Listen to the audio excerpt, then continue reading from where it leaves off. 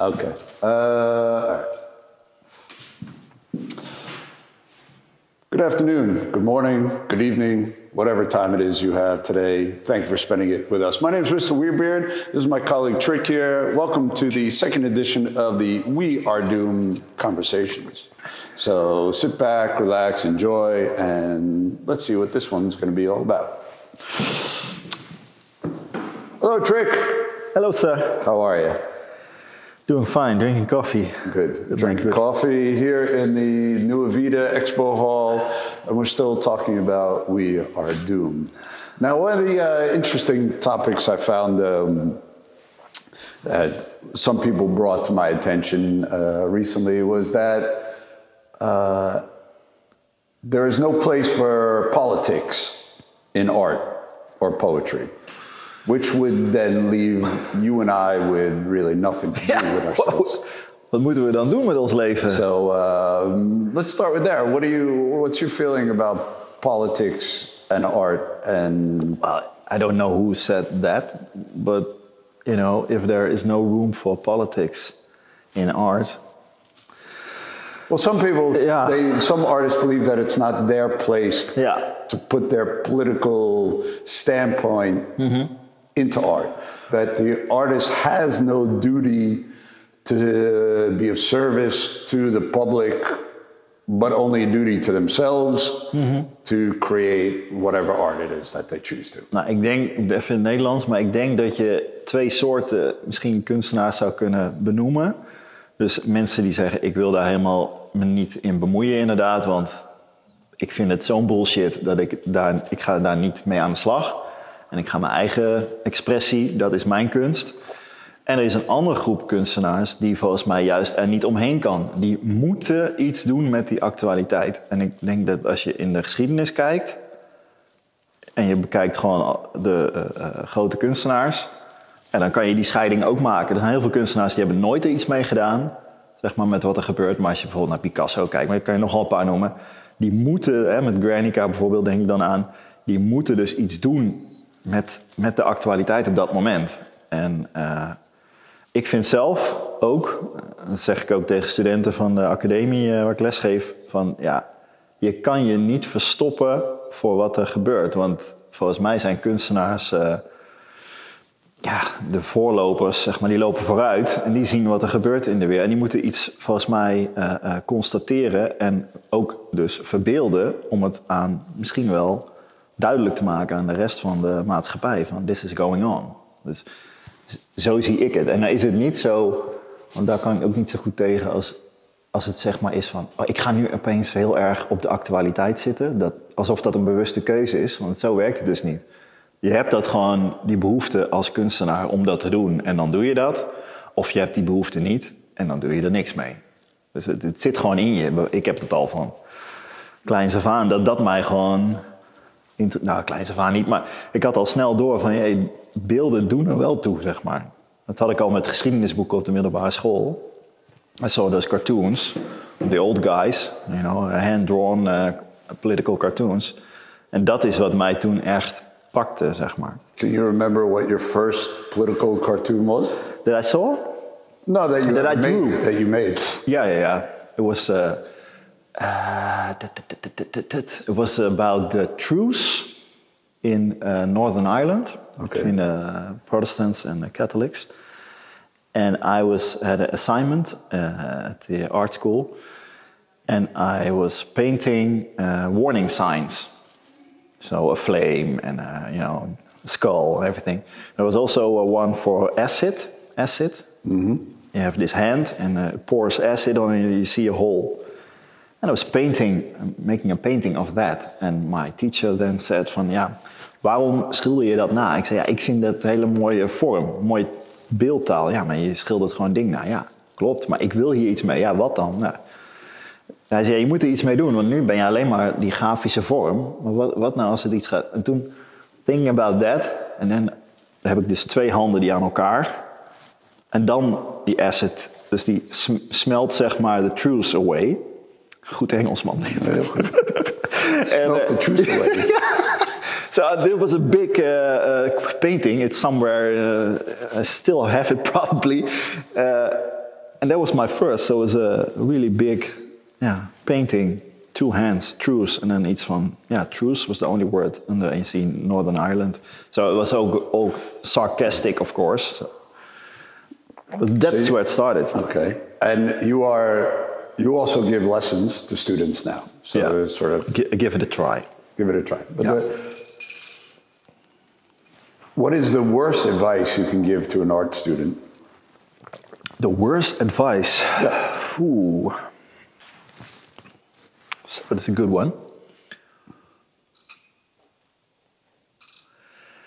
What's the worst advice to give to?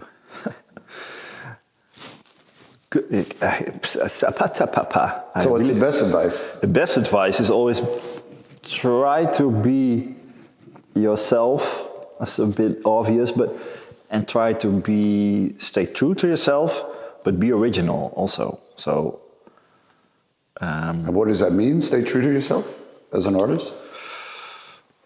Well, you have to listen, of course. Well, listen a bit, maybe to the teacher, not too much, but listen to. That's my best advice. That's the one thing I always say is, you can listen to me. I'm just your coach. I'm just trying to give you tips. That's what I do. But listen to your students, your fellow students. They are the ones you're going to learn from. And that's because they're in the same boat. So you have to just, how do you do this? And, you're insecure. But so I think you learn the most from talking about what you are doing with the people who are at the same age, on the same path of life, and talk about how do you do this, and help each other out. And that's just my experience, because that's what I did at art school also.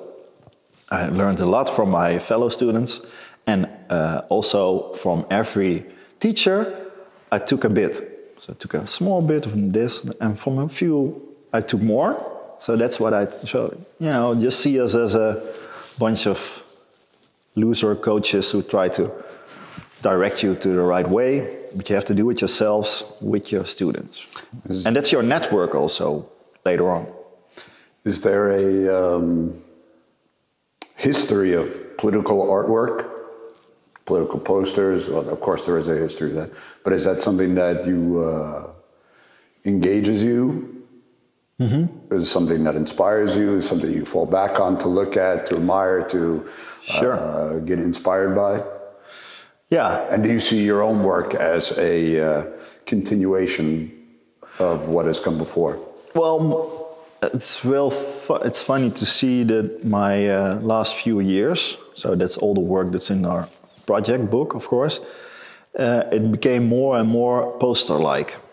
So I already did a lot of graphical work, so grafische vormen and shit. Maar de staande vorm, so it gets more and more a poster, is something that it's a kind of development I didn't do on purpose, but it just happened. And sure, I refer to a lot of posters from the early 80s in the Netherlands, but also what I see happening now. And it's funny, we didn't talk about this, but at the moment you have, of course, de verkiezingen die eraan komen in Nederland. And I'm in this project with my students making verkiezingsposters for the fundatie. And I did myself a verkiezingsposter, a sarcastic one, of course, together with the site Algemene Beschouwingen on Instagram, with a bunch of good designers who are all making posters for the elections. So it came across and I joined them also. So taking it to the streets is of course always fun. It's a different kind of space. And the role of sarcasm in your work, does that play is that a big part? It's the only part. Well, was it once somebody said that sarcasm was the lowest form of humor? Oh, that's me. But that's where we talk a lot. There's a difference between, I think there's a difference between sarcasm and cynicism. Cynical way of, it crosses, but I always do it in a sarcastic way, also to give you a bit of smile, but the smile hurts a bit. That's what I like. You could sometimes say that sarcasm is smiling while cynicism is crying. Maybe. Crying I do at home. And but yeah, I have a really nice... you ever like cut yourself with a razor and use your own blood in a... That's so fucking obvious. Is that obvious? Yeah. You do that in the first year of art school. Yeah. Okay, now, yeah. Dye your hair green and cut yourself. Go fuck off. Now carry on, go to work. For all you kids out there looking to dye your hair and cut yourself, fuck off. Okay. You know, I have a really good quote I read this weekend. I think we can use for this whole "we are doomed" thing, because everybody is busting our balls because it's so cynical. Who's busting our balls? Yeah, well, we're not doomed. We're not. And I have a perfect quote. You know from who? Who? Bob Ross. Bob Ross. What did Bob Ross say? He said, in order to create the... fuck now, I forgot it. It's... Josh, take 2. Sorry, we got cut off there. So you had a quote from... a very smart one. From Ross, from Friends. Yeah, from right. Ross, you know. Ross Geller, yes. Yeah, Ross Geller. Yes. He said, you need the dark in order to create the light. I looked it up. It's Bob Ross. Is that a Black Lives Matter thing? I don't know. Cut! Take 3! Take 3. Take 3. Nee, maar dat is natuurlijk wel zo. Weet je wel, je kan... dat doen wij, daar hebben we het al eerder over gehad, maar dat je... nare shit, als je dat blootlegt met jouw teksten of met artwork, dat kan mensen ook een beetje ontlasten of zo. Zo van, oké, haha, nou, nu kan ik weer wat leuks gaan doen. It's a bit like that. Choice, I guess, yeah. Ik denk ook want het is natuurlijk de grap, je zou zeggen, we are doomed en is iedereen depressief. Maar de grap, volgens mij, als ik het zo zelf ervaar, maar ook wel om ons heen hoor, dat als je die plaat opzet en het boek gaat lezen, dan ben je daarna best vrolijk. Het is niet zo dat je dan zelfmoord wil plegen. Nee, I think that people get hooked up on the title, the We Are Doomed part. Either A, haven't listened to the album, or B, just have their own issues that oversee anything else.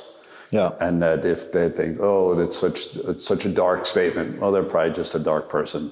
And they're probably in the actuality, they come off as very happy, frolic people. But behind the scenes, they're probably the most miserable motherfuckers on the place of the earth. Ja. So, maar wij zitten, dat is denk ik ook, als je het met zelfspot en een beetje, zelfspot is denk ik wel echt belangrijk. Daar is het door. Hè? Wat is zelfspot? Fucking hell, wat is dat in? Self-reflection? Nee. Okay. God, hoe zeg je dat in het Engels? I don't know. Self-spot. Self-spot? Nee. Self-spot. That you don't take yourself too seriously. Don't take yourself so seriously, yeah. Is that not a word? You don't have a word in English? Self-deprecating? Nah, that's something else. Too intellectual. No, that's too Jewish. Take 4. This is going totally the wrong way. That's all right. Okay. But, but the thing is, it feels a bit like we're dancing on the volcano. Are we dancing on a volcano? Yeah, we're happy, joy, but it's just, we look down and we see... Are we doing the Running Man or are we doing the Probably the snake. The snake, okay. There you go. There you go. Maar, the robot? You can do the robot. Volcano. Okay, take 5. God damn it. Have we insulted everybody yet? Yeah, probably. Okay, well, if we haven't, please send us a comment below and we'll send you a personalized insult, no doubt. Maybe that's a good thing. Personalized insults? Yeah. Okay. I've seen that nowadays. They have similar things like, where was I watching this? On the Bill Maher show. He mentioned that there are these websites where you can get like B, C, low-level celebrities. They pay them to send you like send someone a birthday greeting or a joke or this or that. And it really made me think the whole idea about artists don't have to worry about selling out anymore, but what they can actually sell off. Yeah. Like Patreon pages. Everything is about making content to sell to people. Yeah. So they'll pay you something so you can eat and pay for your porno sites or whatever it is. Or it's one and the same. Sure it is. It's a bit sad, I think. Yeah, but that's the world we live in. You have to be practical about it. What are you going to do? You have to eat. Yeah, I know, but I mean, that's what it comes down to, is that for artists... We just start there. That's maybe a good thing. But that for, you know, it used to be... There was a mystery. There was a mystery to the people that you looked up to, pretty much like the artists, the musicians, the movie stars. You didn't know everything about them. You could do a bit of research and maybe found something in magazines and stuff, or an interview. But now it's just like, you know, everything. Artists are asked themselves, "Can you explain your artwork? Explain your song? Make a document. Make a video about what the meaning behind this, that, and everything is." Yeah. It takes a lot. It's a lot of extra work for the artists. It takes a lot of the work, takes a lot of fun out of the best. I think maybe, I don't know if that's true, but probably not. But if you're an artist now and you're famous somewhat, and you just don't appear on social media, maybe then you are doing a good thing nowadays. Then you start more mysteriously, blah, blah. But does it really get... We talked about it. It's all about dopamine. Most artists probably starting out nowadays, young artists or something, they don't know better. That the social media aspect is something intrinsically built in. Yeah, but it somehow is, of course. Yeah. But what if you take it out? Just... The thing is... Yeah, that's the thing you have to... But then you have all the people who are supporting the artist or the band or whatnot, saying, where are your socials? What are your socials? Yeah. What are your numbers at? How many likes do you get like this? So the pressure is to make content. Yeah, it is. And content is just more commercial goods that people could spend money on and then absorb, eat, shit out, and forget about. But the strange thing is, this where we are sitting now and what you make, that's the content. So the art and the music, that's the content. But it's not enough, is it? Nee. But the thing... It's not good enough. Nee, and the strange thing is that I don't... But if you're an artist, you make what you make.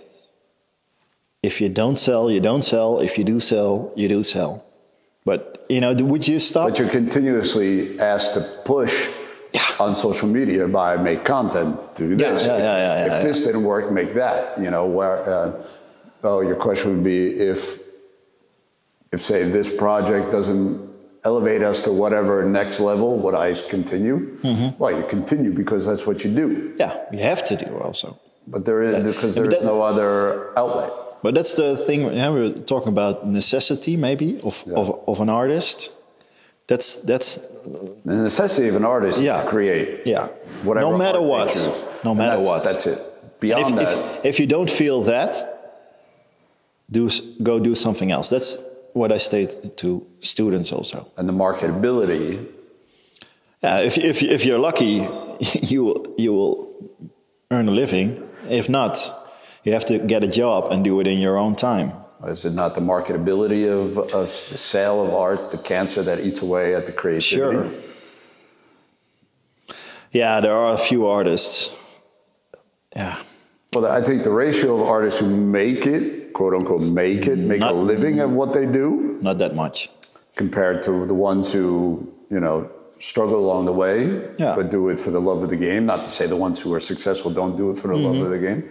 But there's a luxury that comes with it, or maybe a trapping. But it's also good if I have a lot of respect for artists who just go to the studio or atelier and just make art, don't give a fuck if it sells, go home, eat, next day, do the same. Sure, yeah. And there are a lot of guys, girls doing it. Everybody. Yeah, it's usually, it's the way they're... It's musicians, it's the same thing. Perception of the art, perception of good art is art that sells. Yeah, that's not true, of course. Yeah, I agree, but and that's how it's how the quote unquote the populace just accept it. You could also say that. But you know that's not true. Something on a mass scale is not necessarily. Now you get to the other side of social media, and that is that if you're a small, unknown, small artist or band somewhere in the middle of nowhere, you can get your shit across the world. And that's the good part of it, of course. But yeah, it's a strange catch-22 situation. Yeah, but like most things that human beings create, there's always a plus and a minus to it, and that whole area in between. So you can't just say social media is a bad thing. No, that's true. But it's not what it's about. It's a